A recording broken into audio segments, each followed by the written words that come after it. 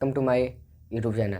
आज हम इस वीडियो में पढ़ने वाले हैं, अगर कोई भी मतलब धनात्मक विषम पूर्णांक रहे 6q+1, 6q+3 या 6q+5 के रूप में रहे तो उसका हम लोग कैसे उसको दर्शाते हैं, इसके बारे में आज हम इस वीडियो में पढ़ने वाले हैं।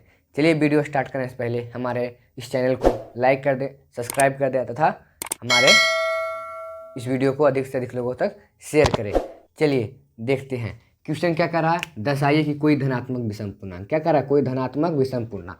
पहले हम स्टार्ट करते हैं धनात्मक पूर्णांक के बारे में। पहले धनात्मक पूर्णांक कहते किसको है, धनात्मक पहले कहते हैं धनात्मक संख्या होता क्या, इसके बारे में पहले हम देखने वाले हैं। तो धनात्मक संख्या किसको कहते हैं, कोई भी संख्या रहे, कोई भी संख्या जैसे हम 2 ले लिए, 2 क्या है, एक संख्या है, 2 के आगे क्या लगा हुआ है, +2, प्लस लगा दिए तो कौन सा संख्या हो गया, धनात्मक संख्या। अगर 2 कोई संख्या है, इसके आगे अगर प्लस लगा रहे या कुछ भी नहीं लगा रहे तो क्या हो गया, वो धनात्मक संख्या हो गया। क्या हो गया, धनात्मक संख्या। जैसे 3 हो गया, 3 क्या है, 3 एक धनात्मक संख्या है। कैसे, 3 है, 3 के आगे कुछ नहीं लगा हुआ है, मतलब सिर्फ 3 है, तो क्या हो गया, धनात्मक संख्या। अगर हम इसके आगे क्या करेंगे, 3 के आगे अगर माइनस का चिन्ह लगा देंगे तो कौन सा संख्या हो गया, ऋणात्मक संख्या। कौन सा संख्या हो गया, ऋणात्मक संख्या। अगर कोई भी संख्या का अगर हम आगे माइनस लगा देंगे तो कौन संख्या हो गया, ऋणात्मक संख्या। अगर कोई भी संख्या है उसके आगे कोई भी चिन्ह नहीं लगा रहे, 2 रहे, 5 रहे या 7 रहे या 8 रहे, सब क्या है, धनात्मक संख्या है। कौन सा संख्या है, धनात्मक संख्या। अगर इसके आगे माइनस लगा देंगे,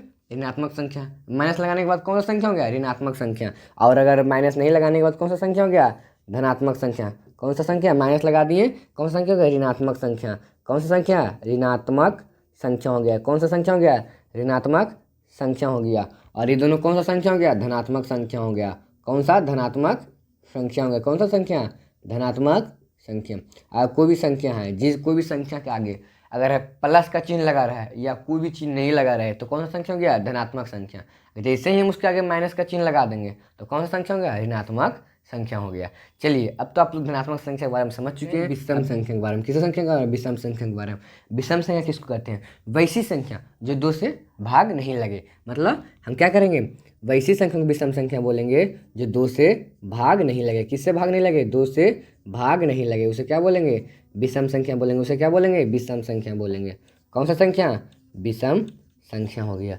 जो 2 से भाग नहीं लगता उसको क्या बोलते हैं, विषम संख्या। और जो 2 से भाग लग जाता है, 2 से भाग लग जाता है उसे कौन बोलेंगे, भाग लग जाता है उसको कौन सी संख्या बोलेंगे, उसको सम संख्या बोलेंगे। कौन संख्या बोलेंगे, सम संख्या बोलेंगे। जो संख्या 2 से भाग लग जाएगा उसे क्या बोलेंगे, सम। और जो भाग नहीं लगेगा उसे क्या बोलेंगे, विषम संख्या बोलेंगे। जैसे देखिए 4, 4 क्या है, 4 सम की विषम। 4 क्या है, 4 एक सम संख्या है। क्यों, अगर इसको 2 से भाग करेंगे तो क्या हो जाएगा, 2 से भाग करने के बाद क्या आ जाएगा, 2 आ जाएगा। 2 से भाग करने के बाद क्या आएगा, 2 आ जाएगा। अगर हम 5 ले लेते हैं, क्या 5 लेते हैं, 5 अगर 2 से कटता है, नहीं।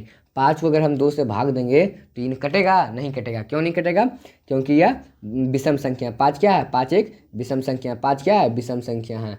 5 क्या है, विषम संख्या है, इसलिए यह 2 से नहीं कटता है। अगर जो भी संख्या विषम संख्या रहे तो क्या होगा, 2 से नहीं कटेगा। और जो सम रहेगा वो 2 से कटेगा। अगर हम 6 ले लिए, 6 क्या है, 6 एक सम संख्या। क्यों, अगर इसको हम 2 से भाग देंगे तो क्या आ गया, 3 आ गया, 3 हो गया। ऐसे समझ सकते हैं। या एक और तरीका है, एक तरीका हो क्या है, अगर हम कोई भी संख्या ले लिए, क्या ले लिए, 8 ले लिए। अगर 8 का हम गुणनखंड निकालेंगे तो क्या जाएगा, 8 का गुणनखंड में 2 गुना 2 गुना 2 आ गया। क्या आ गया, 2 आ गया। किसी भी संख्या को अगर हम गुणनखंड निकालेंगे, अगर उसमें 2 आ गया, कोई भी संख्या का अगर हम गुणनखंड निकालेंगे उसमें अगर 2 आ गया तो कौन सी संख्या हो गई, सम संख्या हो गई। उस संख्या कौन सी हो गई, सम संख्या हो गई। अगर कोई भी संख्या जैसे 7 ले लिए, 7 का गुणनखंड निकाल लेंगे, क्या हो गया, 7 का गुणनखंड 7 गुने 1 हो गई। इसमें 2 आया, नहीं आया, तो कौन सा संख्या हो गई, विषम संख्या हो गई। कोई भी संख्या में अगर 2 गुणनखंड निकालने के बाद अगर 2 आता है तो सम संख्या। और जो भी संख्या का गुणनखंड निकालने के बाद 2 कॉमन नहीं आता है तो कौन सी संख्या होगी, विषम संख्या होगी। समझ गए के बारे में, किसके बारे में, पूर्णांक संख्या के बारे में। हम लोग ने पिछले वीडियो में क्या पढ़ा था, अगर कोई भी संख्या रहे, कोई भी प्राकृत संख्या रहे, मतलब कोई भी नेचुरल नंबर रहे। कोई भी नेचुरल नंबर क्या होता है, नेचुरल नंबर क्या होता है, 1 से शुरू होता है। नेचुरल नंबर कहाँ शुरू होता है, 1 से शुरू होता है। 1 2 3 4 5 या कहाँ तक जाता है, अनंत तक जाता है। कहाँ तक जाता है, इनडिफिनिट तक जाता है। कोई भी नेचुरल नंबर है, अगर उसके आगे हम 0 और ऋणात्मक संख्या को अगर लगा देंगे तो कौन सी संख्या हो गई, वो हो गई पूर्णांक संख्या। कौन सी संख्या हो गई, पूर्णांक संख्या। अगर कोई भी संख्या है, अगर उसके आगे हम कोई प्राकृत संख्या, ये क्या हो गई, ये हो गई नेचुरल नंबर, मतलब प्राकृत संख्या। कौन सी संख्या, प्राकृत संख्या हो गई। कौन सी संख्या हो गई?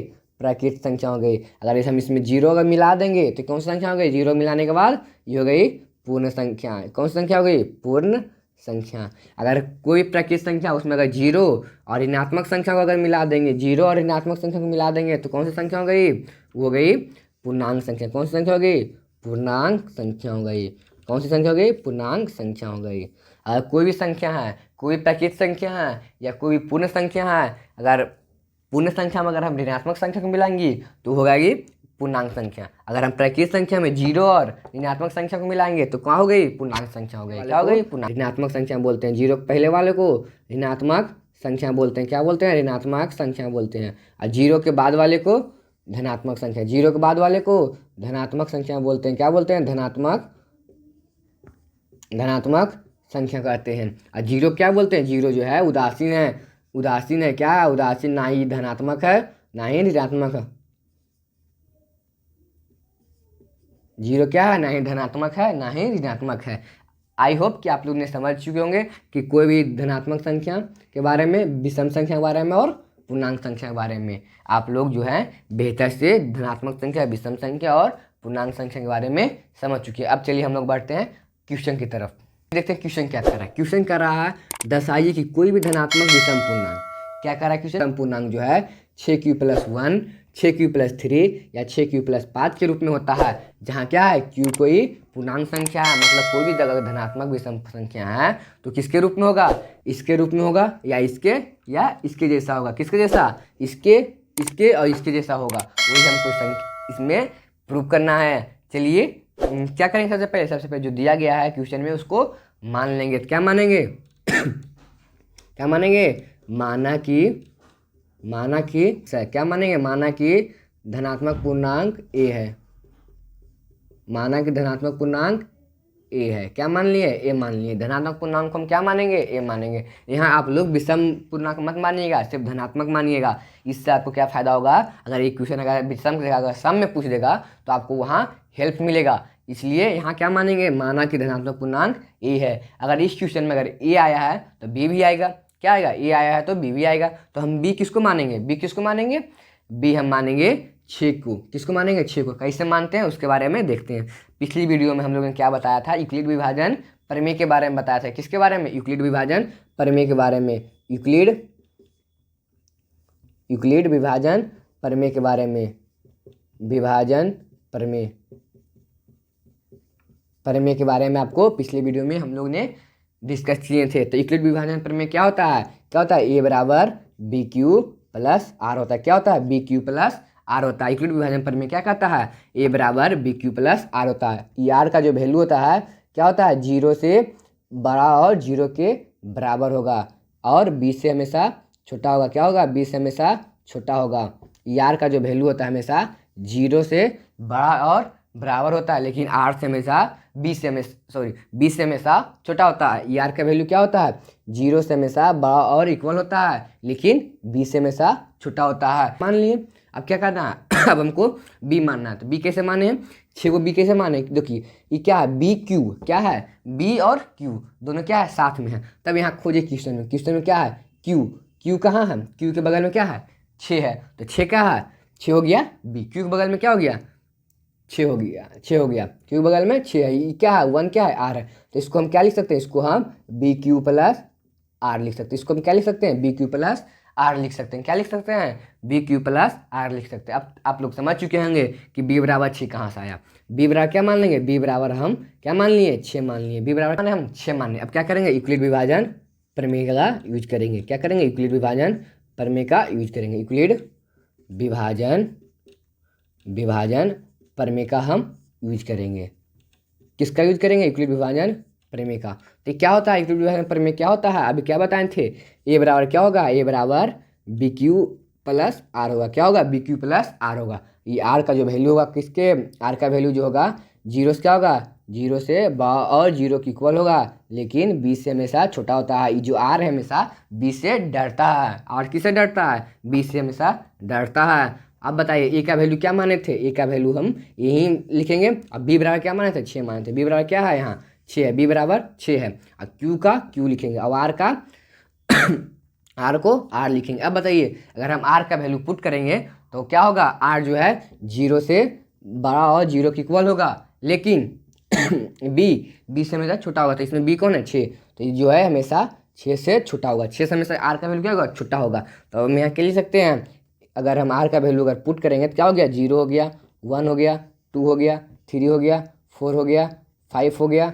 यहाँ तक हम आर का वैल्यू पुट कर, आर का वैल्यू कहाँ तक पुट करेंगे 5 तक पुट करेंगे। क्यों 5 तक करेंगे, क्योंकि आर का वैल्यू हमेशा बी से छोटा होता है। इसमें बी क्या है, बी है 6, तो 6 से हमेशा छोटा होता है आर का वैल्यू। अब इसको क्या करेंगे, इसको समीकरण फर्स्ट मान लेंगे। मेरे पास जगह नहीं है तो हम यहीं पर मान लिए समीकरण फर्स्ट मान लेंगे। इसको क्या मानेंगे, इसको हम समीकरण फर्स्ट मान लेंगे। इसको क्या मान लिए, समीकरण फर्स्ट मान लिया। क्या करेंगे, धीरे धीरे क्या करेंगे, क्वेश्चन में जो दिया है आर का वैल्यू पुट करते जाएंगे। तो क्या लिखेंगे, यहाँ पर लिखेंगे समीकरण फर्स्ट में, समीकरण फर्स्ट में आर का वैल्यू 0 रखने पर, समीकरण फर्स्ट में आर का मान क्या करेंगे, आर का मान 0 रखने पर, आर का मान क्या रखने पर, 0 रखने पर। अगर समीकरण फर्स्ट में हम आर का मान 0 रखेंगे तो क्या होगा, देखते हैं। तो ए बराबर क्या है, ए बराबर 6q प्लस आर है। क्या है, 6 बराबर, एक बराबर 6q प्लस आर है। तो यहाँ पर क्या करेंगे, आर का मान रखेंगे। यहाँ क्या हो गया, 6q हो गया, और आर बराबर कितना हो गया, आर बराबर 0 हो गया। तो यहाँ क्या आ गया, यहाँ पर 6q आ गया। क्या आ गया, 6q आ गया। अब 6 को हम क्या लिख सकते हैं, 6 को क्या लिख सकते हैं, 2 गुने 3q। क्या लिख सकते हैं, 2 गुना 3q। 6q को हम क्या लिख सकते हैं, 2 गुना 3q लिख सकते हैं। क्या लिख सकते हैं, 6 बराबर 6q equal to 2 Guna 3q लिख सकते हैं। अब बताइए जो 6q है इसका गुणनखंड में 2 आया है, हाँ 2 आया है। तो ये कौन सी संख्या हो गई, ये हो गई सम संख्या। ये कौन सी संख्या हो गई, सम संख्या हो गई। कौन सा पूर्णांक हो गया, ये हो गया धनात्मक सम पूर्णांक हो गया। ये क्या होगी, सम संख्या हो गई। कौन सी संख्या हो गई, सम संख्या हो गई। समीकरण फिर क्या करेंगे, समीकरण फर्स्ट में क्या करेंगे, समीकरण फर्स्ट में आर का मान 1 रखने पर, आर का मान 1 रखने पर, आर का मान क्या 1 रखने पर क्या करेंगे, समीकरण फर्स्ट में आर का मान 1 रखने पर। तब क्या था, ए बराबर क्या था, बी क्यू प्लस आर था। क्या था, बी क्यू प्लस आर था। तो हम क्या करेंगे, बी का मान कितना था, 6 था, 6 रख दिए। क्यू का मान क्यू ही है, और आर का मान कितना रखेंगे, 1 रखेंगे। क्या रखेंगे, 1 रखेंगे। अब बताइए अगर हम इसको लिखेंगे, इसको क्या लिख सकते हैं हम, क्या लिख सकते हैं, हाँ 2q गुना 3 प्लस 1 लिख सकते हैं। अब बताइए हमको, ये तो इसमें तो 2 आ गया, इसमें तो इसका गुणनखंड में तो 2 आ गया, लेकिन यहाँ 1 है, यहाँ क्या है 1 है। तो कौन सी संख्या हो गई, ये हो गई विषम संख्या हो गई। कौन सी संख्या हो गई, विषम संख्या हो गई। विषम संख्या कौन सी संख्या हो गई, विषम संख्या हो गई। अगर कोई सम संख्या, अगर उसमें अगर हम 1 को जोड़ते हैं तो क्या हो गई, विषम संख्या होगी। कौन सी संख्या होगी, विषम संख्या होगी। अब क्या करते हैं, समीकरण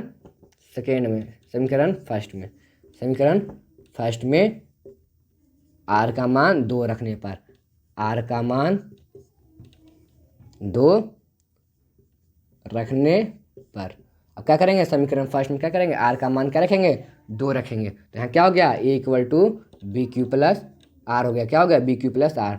तो आर का मान क्या रखेंगे, 2 रखेंगे। अभी बी बराबर क्या है, 6 है, क्यू है प्लस 2 है। क्या है, प्लस 2 है। अब देखिए 6 का अगर हम गुणनखंड निकालेंगे अगर, तो क्या होगा, 3 गुना 2q। क्या हो गया, 3 गुना 2q जाएगा। तो ये तो 2 से कट गया, 2 से ई भी डिवाइड हो जाएगा, 2 से ई भी कट जा रहा। तो कौन सी संख्या हो गई, ये हो गई सम संख्या हो गई। कौन सी संख्या हो गई, सम संख्या हो गई। कौन सी संख्या हो गई, सम संख्या हो गई। कौन सी संख्या हो गई, सम संख्या हो गई। अब क्या देखते हैं, आर का मान 3 रखने पर, समीकरण फर्स्ट में आर का मान 3 रखने पर, आर का मान 3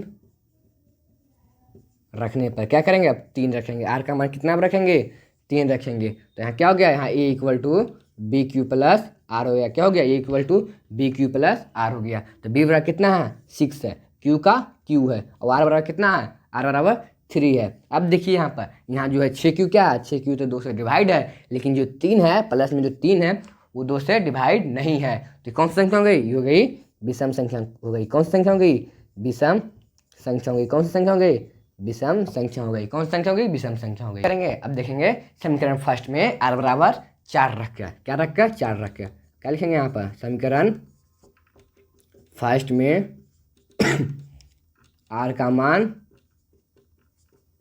4 रखने पर, 4 रखने पर तो क्या हो जाएगा, अगर समीकरण फर्स्ट में अगर आर का मान 4 रखेंगे, समीकरण फर्स्ट क्या था, ए इक्वल टू क्या था, बी क्यू प्लस आर था, क्या था, बी क्यू प्लस आर था। तो आर का मान कितना रखेंगे, 4 रखेंगे। तो यहाँ क्या हो गया, बी बराबर कितना हो गया, बी बराबर 6 है, क्या है, बी बराबर 6, क्यू का मान क्यू है और आर का मान क्या है, आर का मान 4 रखेंगे। अब हमको बताइए ये 6 जो है 2 से विभाजित है, 6 किससे विभाजित है, 2 से विभाजित है, और यहाँ पर प्लस में जो 2 है वो भी 2 से विभाजित है। तो कौन सी संख्या हो गई, ये हो गई सम संख्या। कौन सी संख्या हो गई, सम संख्या हो गई। क्या हो गई, सम संख्या हो गई। ये कौन सी संख्या हो गई, सम संख्या हो गई। अब चलिए क्या करेंगे, आर का मान 5 रखेंगे, आर का मान क्या रखेंगे, 5 लिखेंगे। समीकरण फर्स्ट में आर का मान 5 रखने पर, आर का मान 5 रखने पर, क्या रखने पर, 5 रखने पर, 5 रखने पर। तो क्या करेंगे, समीकरण फर्स्ट क्या था, A equal to B Q plus R था, क्या था, A equal to B Q plus R. समीकरण फर्स्ट में क्या रखेंगे, आर का मान 5 रखेंगे। तो बी बराबर क्या है, बी बराबर 6 है, क्यू का क्यू, और आर क्या है, आर बराबर 5 है। अब बताइए ये तो 2 से विभाजित है, लेकिन ये जो है 2 से विभाजित नहीं है। तो कौन सी संख्या हो गई, विषम संख्या हो गई। क्या हो गई, विषम संख्या हो गई। कौन सी संख्या हो गई, विषम संख्या होंगे। अब हमको बताइए, जो इतना एग्जाम्पल लिए हैं समीकरण फर्स्ट में, हम क्या किए थे, आर का मान 0 से लेकर कहाँ तक रखे थे, 5 तक रखे थे। 5 के बाद भी 0 का मान रखाएगा, नहीं, क्यों नहीं रखाएगा, आर जो होता है, आर क्या होता है हमेशा, आर जो है हमेशा 20 से छोटा होता है। आर जो हमेशा किससे छोटा होता है, 20 से हमेशा छोटा होता है। तो आर का मान हम कहाँ तक रखेंगे, आर का मान सिर्फ हम 6 के, बी कौन है, बी 6 है, तो 6 के पहले ही रखेंगे। यहाँ तक तो हो गया। अब देखिए, अब लास्ट लाइन क्या लिखना है, लिखना आता, अतः A equal to 6q plus 1, 6q plus 3 और 6q इक्वल टू 5 एक विषम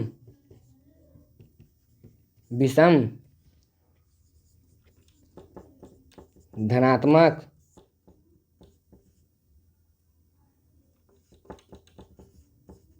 पूर्णांक है, प्रूव्ड। ये आपका हो गया आंसर। क्या हो गया आंसर, अतः A equal to 6q plus 1, 6q plus 3, 6q plus 5 एक विषम धनात्मक पूर्णांक है। अगर आपसे सम पूछेगा तो यहाँ क्या लिख देंगे, विषम की जगह क्या लिख देंगे, सम लिख देंगे। तो क्या हो गया, सम के लिए हो गया। अगर विषम पूछेगा तो विषम लिख देंगे।